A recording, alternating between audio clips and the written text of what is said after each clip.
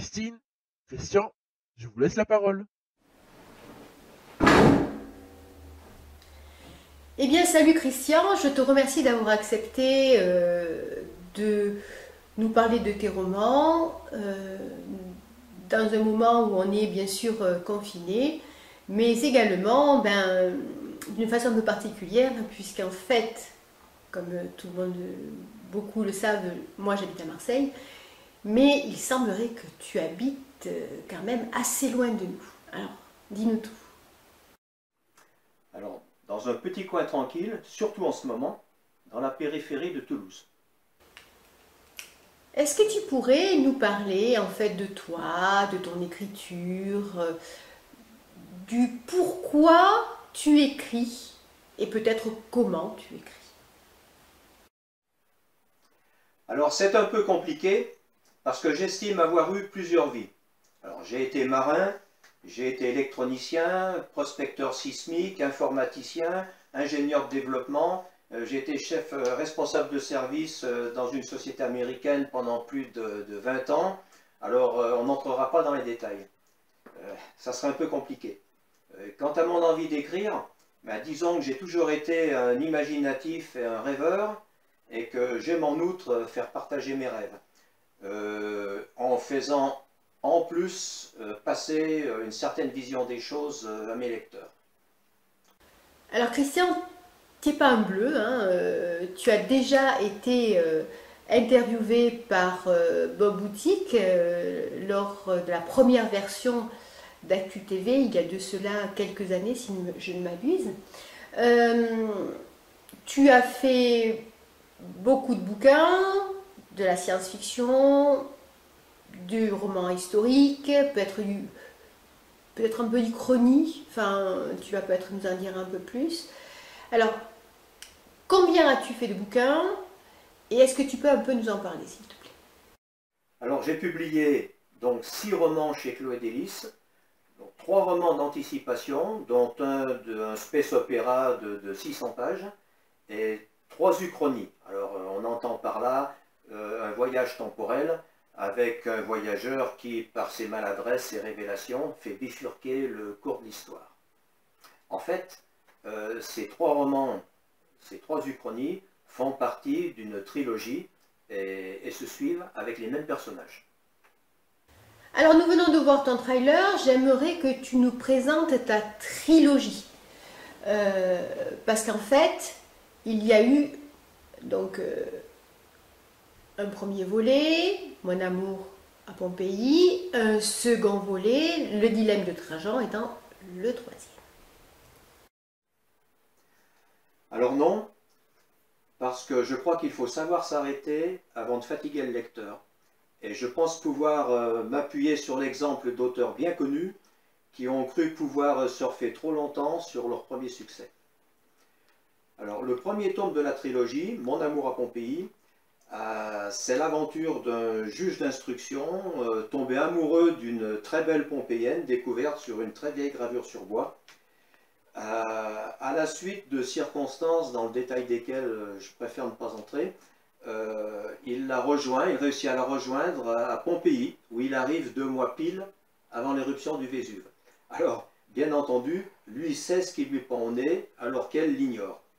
Alors, pour ce qui concerne la technologie permettant ces transferts temporels, bon, nous en sommes encore très loin, mais attention avant d'utiliser le moins possible. Alors, le deuxième tome de la trilogie, Les larmes de Titus.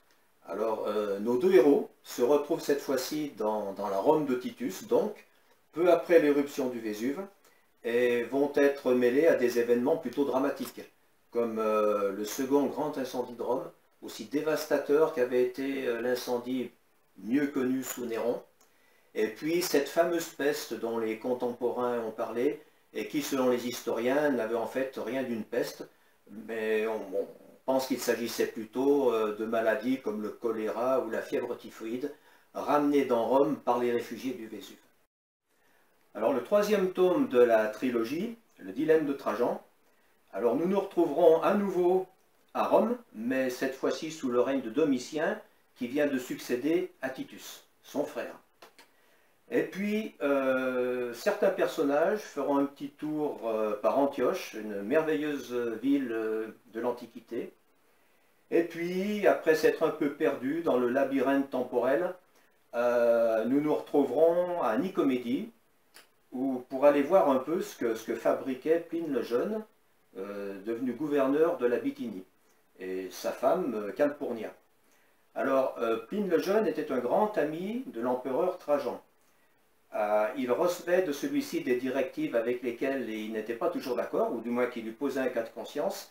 Et bon, je me suis un peu inspiré de la correspondance donc, que ces deux-là entretenaient pour essayer d'imaginer ce qu'avaient pu être ces démêlés avec les premiers chrétiens et ces états d'âme. Alors, une petite précision à propos de ces trois tomes. Il s'agit de fiction, mais avec un arrière-plan historique et des personnages historiques très fidèlement restitués. Et puis, puisque tu parles de mon trailer, je voudrais ajouter aussi que tout ça repose sur la fameuse hypothèse des mondes multiples d'Hugh Everett. Hugh Everett qui était un physicien très connu, physicien américain très connu dans les années 50. Ce qui nous évite ce qu'on a appelé le paradoxe du grand-père. Alors le paradoxe du grand-père, bon, tu le connais, tu voyages dans le passé, accidentellement tu tues un de tes ancêtres, qu'est-ce que tu deviens? Donc là, pas de problème, ça n'existe plus. Quand j'ai parlé du personnage qui faisait dérailler l'histoire, qui faisait changer le cours de l'histoire, il s'agit d'une branche parallèle de l'histoire. Donc aucune incidence sur notre présent. Alors tes personnages, dans ta trilogie, bien sûr, ils sont récurrents, en tout cas les principaux. Est-ce que tu pourrais nous les présenter? Et est-ce que tu pourrais nous donner, si possible, sans bien sûr dévoiler ton histoire, parce que sinon c'est pas du jeu bien sûr, est-ce que tu pourrais nous dévoiler le fil conducteur de la trilogie et bien sûr donc de ce troisième volet? Alors le fil conducteur qui traverse ces trois récits, ces trois romans, c'est bien entendu cette fameuse histoire d'amour, avec ses hauts et ses bas, comme toute histoire d'amour, mais un peu plus tumultueuse, on s'en doutera, compte tenu des circonstances. Pour ce qui concerne les personnages, alors on trouvera d'abord Roland Lévesque. Alors Roland Lévesque, c'est ce fameux juge d'instruction que j'évoquais, et qui est le premier à faire le grand saut, à inaugurer les transferts temporels. Et puis Jacques Liévin. Alors Jacques Liévin, c'est le scientifique qui permet justement ce voyage temporel. Ensuite, on aura Donato Amonelli. Alors Donato Amonelli, c'est un historien italien spécialisé dans l'histoire de la chrétienté et surtout des premiers chrétiens, et qui va aider donc Jacques Liévin, le scientifique, et Roland Lévesque à préparer le voyage, et qui ensuite sera impliqué dans deux opérations de sauvetage, où il s'agira d'aller récupérer justement le juge qui se trouve un peu dans la panade. On aura ensuite, eh bien, bon, l'épouse légitime de Laurent Lévesque, qui aura bien du mal à récupérer son mari, et puis, évidemment, la fameuse Laetitia, la superbe pompéienne, que Roland Lévesque était allé rejoindre dans le passé. Alors, qu'est-ce qui t'a donné, au départ, l'envie d'écrire une trilogie? Est-ce que c'est venu petit à petit? Est-ce que c'est parce que tes lecteurs le demandaient? Est-ce que parce que ton idée a évolué, par exemple? Alors, en fait, j'ai toujours été fasciné par l'idée de me retrouver un jour dans le passé, de voir de mes propres yeux à quoi ça ressemblait vraiment. Enfin, à mon avis, je ne suis pas le seul. Bon, et puis, j'ai toujours été fasciné également par l'Empire romain, enfin cette période de l'histoire dont nous sommes les héritiers. Alors, évidemment, il suffisait finalement d'imaginer une bonne histoire pour que ça devienne vrai, et c'est ce qui m'a amené à écrire Mon amour à Pompéi, donc le premier tome de cette trilogie. Et en fait, c'est devant le succès de ce premier roman que j'ai été amené à écrire le second. Et là, nouveau succès, j'ai écrit le troisième de la trilogie. Et j'ai décidé de m'arrêter là, comme je l'ai évoqué. Alors, je dois avouer que, en fait, tes voyages historiques sont particulièrement criants de vérité. Et je me demande comment tu as réussi à réunir autant de documentation pour donner une vraie crédibilité à tes personnages, à la trame de ton histoire. Finalement, souvent on se dit, bah, oh là là, dis donc comment c'était à l'époque, on y croit quoi. Hein. Mais bien sûr que j'y suis allé, tu t'en doutes plus, j'espère. Non mais, bon, plus sérieusement, bon, la documentation, bon, c'est vrai que ça prend un temps fou, et honnêtement, sans Internet, je doute fort d'en avoir été capable. Alors, est-ce que tu as des projets d'écriture? Bah, je présume que oui. Est-ce que tu pourrais, du coup, nous en dire un peu plus, bien sûr, sans tout dévoiler, parce que sinon, ce ne serait pas du jeu. Bon, alors là, rien de bien précis pour le moment. Bon, j'ai un petit peu l'impression d'avoir vidé mon sac, comme on dit. Mais enfin, attention, là, ça mouline, ça mouline. Hein. Disons que s'il devait y avoir un nouveau roman, ça serait vraisemblablement un roman d'anticipation où, actualité oblige, nous irions, avec nos propres bactéries et virus, contaminer une autre planète. Eh bien Christian, je te remercie pour tous ces éclaircissements. Je pense que tu nous as vraiment donné envie de découvrir ta trilogie, de découvrir tes romans science-fiction. Et puis bien sûr, j'espère te lire à nouveau pour de nouvelles aventures, que ce soit de tes personnages de la trilogie, qui sait, ou de d'autres. Première chronique de livre, un peu particulière, puisque Louis Delville nous a quittés. Un auteur avec un vrai talent de conteur. La vraie vérité, c'est son dernier recueil de nouvelles, et Christine Brunet nous le présente. La vraie vérité, le dernier ouvrage de Louis Delville. Bien, vous voulez que je vous dise, il y a du bruit et du silence dans ce recueil. Il y a la mort, il y a la vie, c'est un jeu omniprésent avec le lecteur, surpris en fait de passer de courtes nouvelles à des poésies enlevées, exercices d'écriture, jeux de mots. Il y a de l'espièglerie dans ces lignes, il y a des sourires, il y a de la causticité, il y a de l'humain, enfin, entre amour et mesquinerie, entre petites joies et grands espoirs. Louis Delville appuie là où ça fait mal, relève les bassesses, mais également les grandeurs. Il souligne les travers de ceux qui pourraient être nous ou nos voisins. Et puis, il y a le temps qui passe, il y a l'après-mort. Cet ouvrage est un recueil, je vous l'ai dit, c'est un ensemble d'exercices de style, de galipettes, on va dire. L'auteur s'amuse et d'ailleurs ça se sent, mais il se questionne aussi, préoccupé par l'après-vie, sans jamais se départir en fait de sa bonhomie, de son ironie, de son amour de la vie. Louis Delville était un conteur hors pair, nous le savons tous, il nous en laisse une fois de plus l'éclatante preuve. Et puis, page 91, il se définit en quelques lignes qui, somme de conclusion, propose à la toute fin une philosophie de la vie. Alors ça s'appelle, c'est un court texte en fait, qui s'appelle « Le monde a fait de moi ». Décidément, tu n'arrêtes pas. C'est ainsi que mon ami Jean-Claude, journaliste, m'a abordé récemment. C'est vrai que je suis actif. Dès que l'occasion se présente, je fonce, je prends. Depuis ma retraite, il y a 18 ans, j'ai entrepris plein de choses avec plus ou moins de bonheur.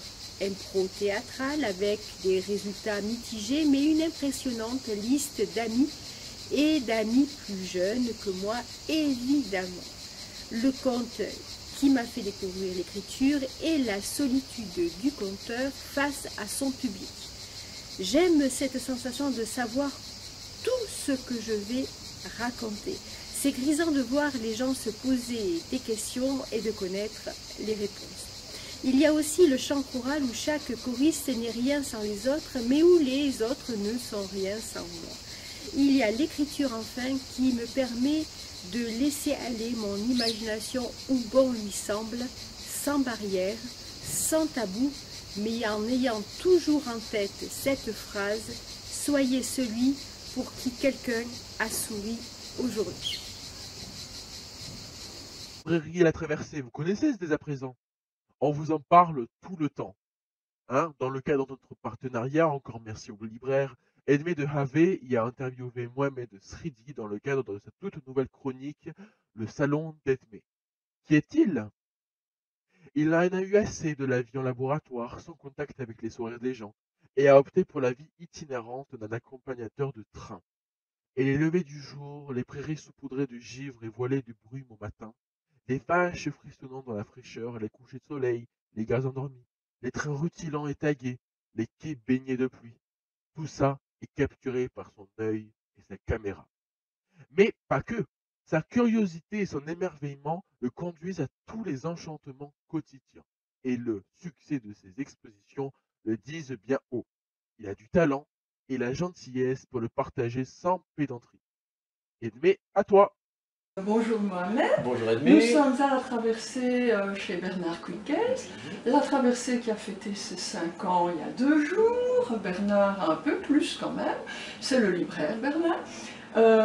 Et donc aujourd'hui je voulais te présenter aux internautes de Chloé Délice et Actu TV parce que tu as un parcours intéressant, je trouve. Oui. Donc nous allons, je vais te questionner, mais ça va être dur, hein, je te préviens, et à ce sujet, d'accord? Ça va très bien. Voilà. Ok.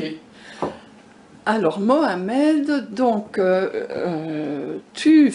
je te connais parce que tu fais des photos, aussi je t'ai rencontré dans des trains et nous y viendrons, dans quelques trains d'ailleurs, mais comment es-tu arrivé au train et à la photo? Il fallait que je retrouve du travail, j'en ai retrouvé 2 des postes, enfin les 2 à Bruxelles.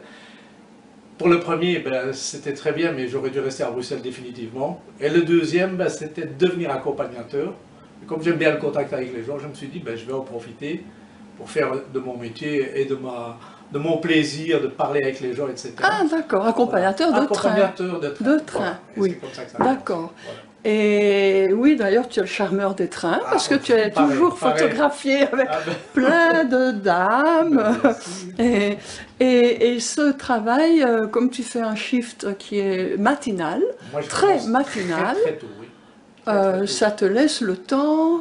Ça me laisse le temps, justement, le fait que ce soit matinal, et c'est là que je me suis rendu compte, comme la photo c'est ma passion, que Oui. je vois des levées de soleil très tôt.